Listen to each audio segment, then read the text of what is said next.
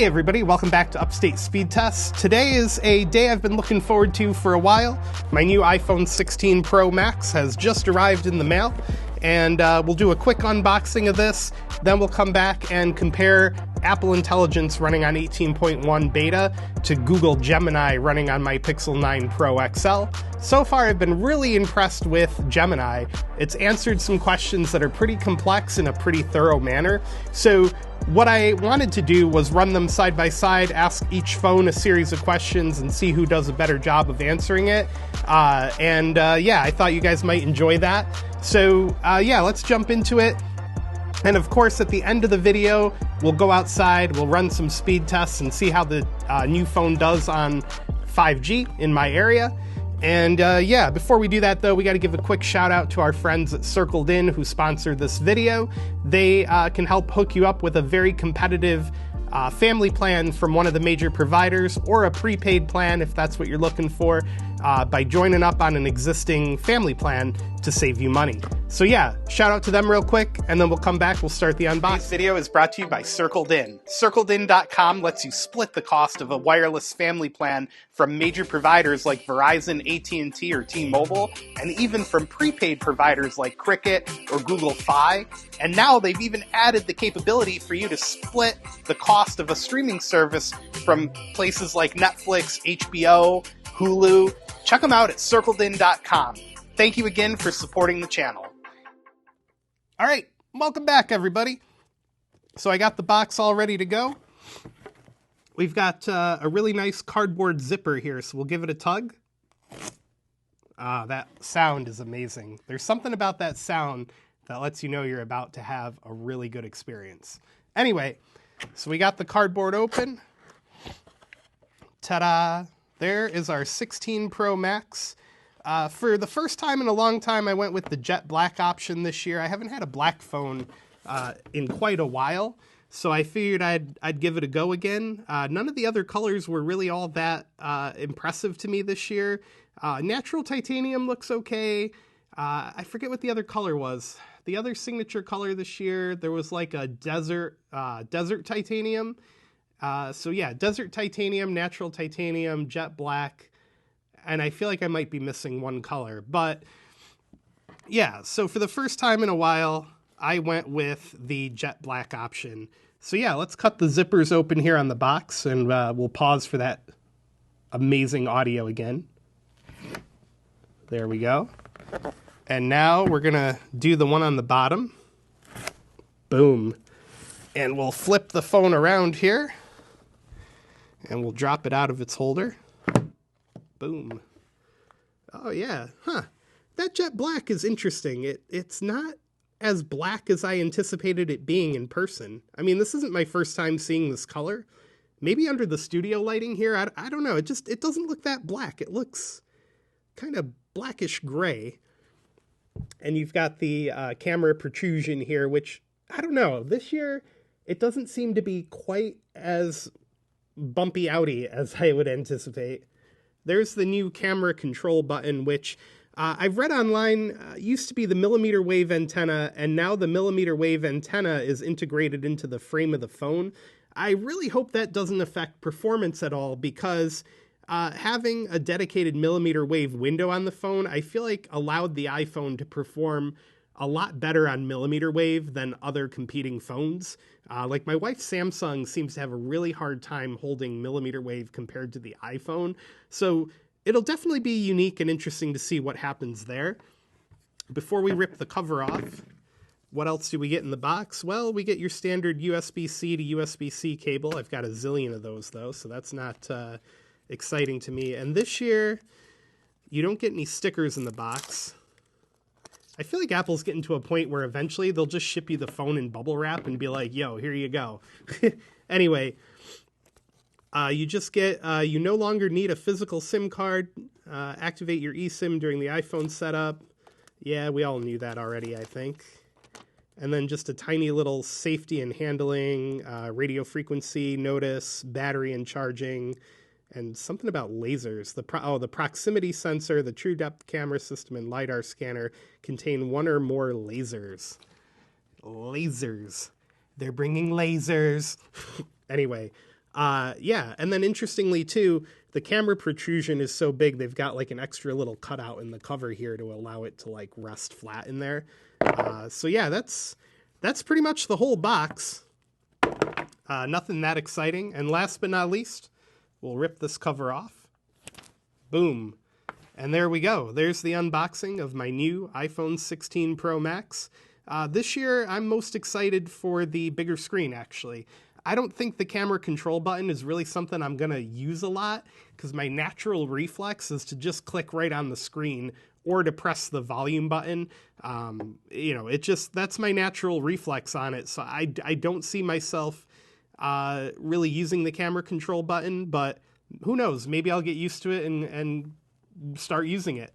But yeah, thanks for joining us on the unboxing portion of the video. And like I said, I'm going to go upstairs, set my phone up, get all my data synced over, and then we'll come back down and we'll do a comparison between Gemini and the Siri Apple Intelligence running on iOS 18.1. Few moments later. All right, we're back. We've got the Google Pixel 9 XL with Gemini Advanced. We've got the brand new iPhone 16 Pro Max all set up and ready to go. It's running Apple Intelligence on 18.1 beta. So I'll ask it a bunch of questions and we'll see who does better. I'll start out with some simple ones and try to think of some more challenging ones. So yeah, let's get going. First up, Siri. When is the New York Mets' next game and who is currently holding the most home runs for the Mets? All right, I got the Apple Intelligence equivalent of go look it up yourself on the web. Hey Google, when is the New York Mets' next game and who currently has the most home runs on the Mets? I think I said the question slightly differently, but it'll get the gist. The New York Mets will next play the Philadelphia Phillies on Saturday, October 5th, 2024 at 4:08 p.m. Eastern Daylight Saving Time in Philadelphia. Pete Alonso currently leads the Mets in home runs for the 2024 season. All right. Props to Google for getting both questions answered. That's awesome. Let's try Siri. Siri, show me pictures of my dog. And it didn't work. Kind of expected since it's a beta, but disappointing. Hey Google, show me pictures of my dog.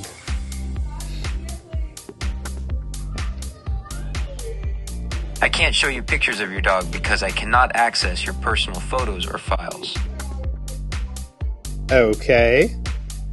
I'm gonna say neither one gets a point there because Gemini is telling me that he doesn't have access to my photos, but I feel like I definitely gave it permission, so I'm not sure what's going on there. That's a request that in my mind should be easy, but turned out not to be for either one, so I'm a little perplexed. Siri, send a text message to Mom and say, I'm glad you didn't have to wait long for UPS today. All right, it pulled it up. It's ready to roll. And it's sent without me having to do anything. All right, awesome. Let's try over here. Hey, Google, send a text message to my mom and say, I'm glad that you didn't have to wait long for UPS today. So right. That's the message to Mom saying, and say I'm glad that you didn't have to wait long for UPS today. Ready to send it? Obviously, I'm not going to send it twice because that'll confuse her. But, I'm gonna say they both performed about the same here. I do appreciate on Gemini that it seems to put out the answers a little quicker or talk a little quicker. Siri sometimes seems a little slower, but in this case, for some reason, she's just not talking at all. I did go into settings and force it to re-download the voice. I changed voices so that it would download a new one. I've had that issue in beta before, but it literally, it's beta, so I kind of expect there to be little hang-ups and glitches. And at one point on my 15 Pro Max, I did manage to get it to go through with the voice, so, I don't know what's going on there. Let's try another one. Hey Siri, what's the best place to get some sushi near me?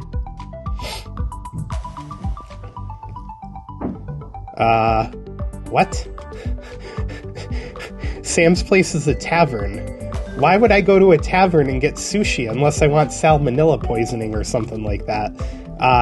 Siri, what are the most highly rated sushi places near me? Okay. Well, it's showing places pretty close to me. Like, I would have, in this case, probably preferred a broader view of the area with more choices. But, you know, she did it, and the visual presentation was very nice. Hey, Google, what are some great places to get sushi near me? I accidentally said it a little differently there, but I think you get the gist. Here are some great sushi restaurants near you. Sakura, 1.5 miles away, with a 4.7 star rating on Google Maps. It's open Tuesday to Friday, 11:30 a.m. to 9:30 p.m. and Saturday, 4:30 to 9:30 p.m. Okay, all right. Gemini gets points for showing me more options, like it showed me Campi, which is in Vestal across the river from us, and that's definitely one of the most popular places in my area. So Siri, while its visual presentation was very nice and very appealing, it wasn't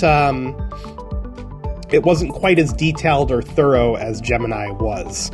Let's try something else. Let's try Siri, tell me a cat joke.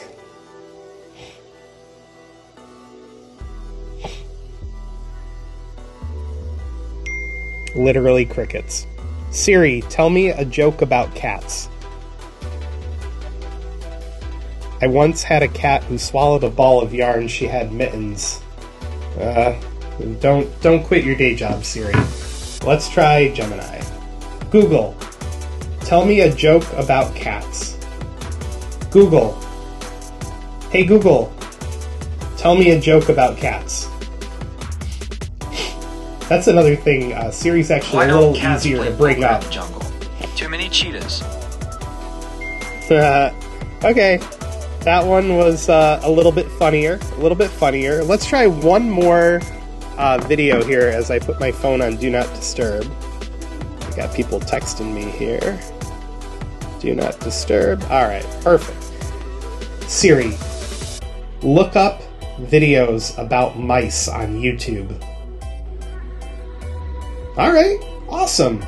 She not only opened the app and searched, but it pulled it right up in the app. That's about as well as I could ask for. That's very nice. Hey Google, show me videos about mice on YouTube. Here are some videos about mice on YouTube. Cat games. Catching mice. Okay. Entertainment video for cats to watch. So Gemini pulled up the same videos, just not in the app. So I would have had the extra step of having to click on the video and have the phone drop me into the application itself. But overall, both phones were very competitive. I think I'm going to give the edge to Siri on this one because it actually opened in the app and searched within the app itself. But both were perfectly fine. I don't think you'd be disappointed with either one. Let's see. Hey Siri, take a selfie.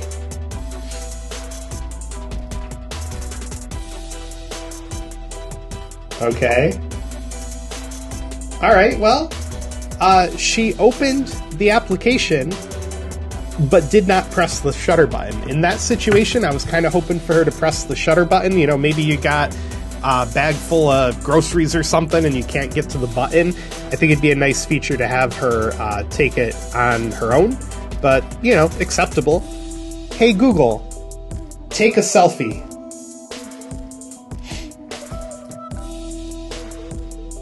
All right, well, Google wins that one. It opened the app, it gave a 3-second countdown, and it took a selfie.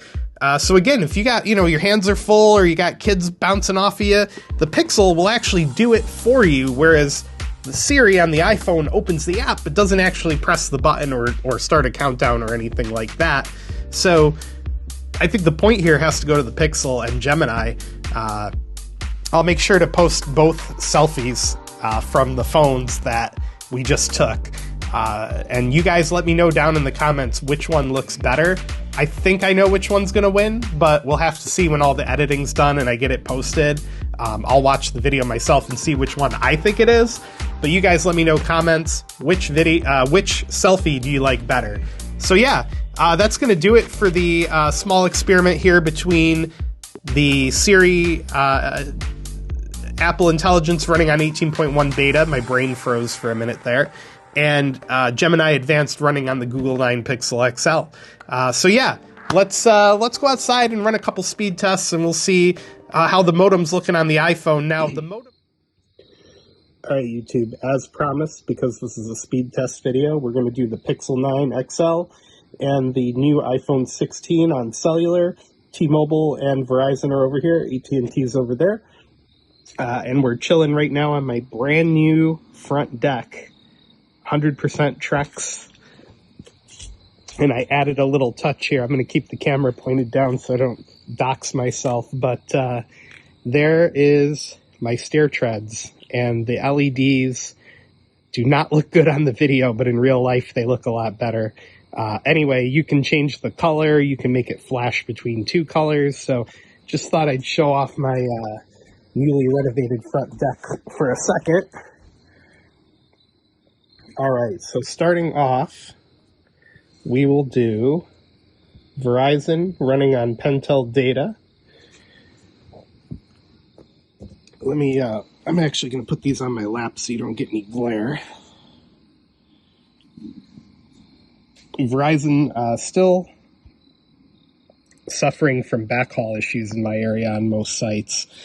So they're 45 down on my own. And let's run AT&T next. AT&T on a slightly different server, but I think you'll get the gist. And for the purpose of this video, we're mainly interested in the performance of the 16 Pro Max anyway.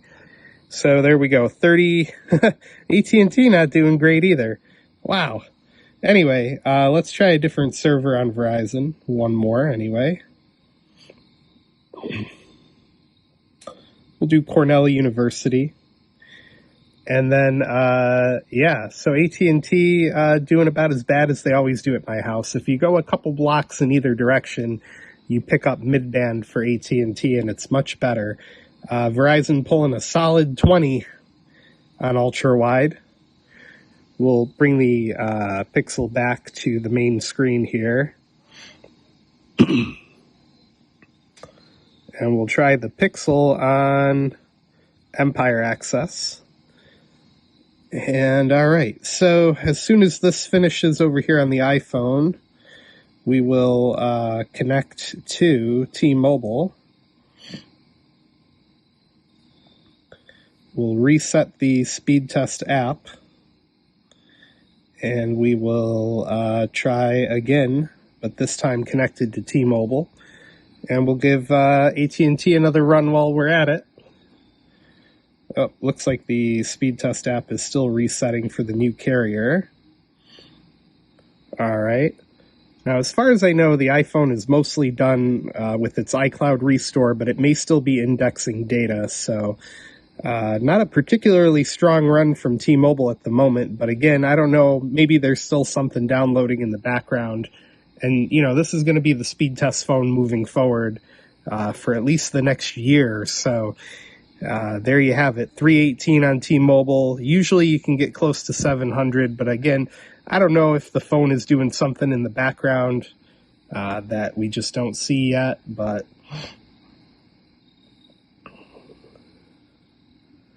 We'll do one more server on Pixel. We'll try a different server over here on T-Mobile. Greenlight in Rochester, New York. They should be a multi-gig server. As they're my provider, they give up to 8 gigabits per second for $125 a month, I think it is. So there we go. T-Mobile getting a more respectable 500 down-ish. And AT&T still just not showing up to party. Well, anyway, guys, there's some early speed test results from the iPhone going up near Cooperstown, New York tomorrow, so I'll be sure to run some more speed tests for you guys. And we'll continue our experiments with the iPhone 16 Pro Max for at least the next year. Be sure to give the video a thumbs up, hit subscribe down below, and we'll see you in the next one.